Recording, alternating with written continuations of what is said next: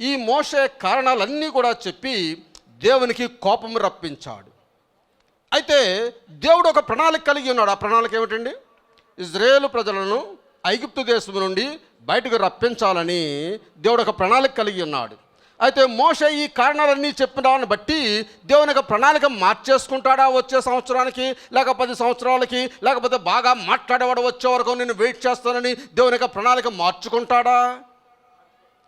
దేవుడు ప్రణాళిక మార్చుకునేవాడు కాడు. దేవుని నామానికి స్తోత్రం. ఈ కారణాలు ఏమీ కూడా దేవుని యొక్క ప్రణాళికను మార్పు చేయలేవు. కానీ మనమే దేవుని యొక్క ప్రణాళిక నుండి దూరమైపోతాం. దేవుడు ప్రణాళిక నెరవేర్చుకుంటాడు, ఇంకొన్ని ఏర్పాటు చేసుకుంటాడు. కానీ మనమే దేవుని యొక్క ప్రణాళిక నుండి దూరమైపోవారుగా ఉంటాము. ఆ తర్వాత నిరాశపడు వారిగా ఉంటాము.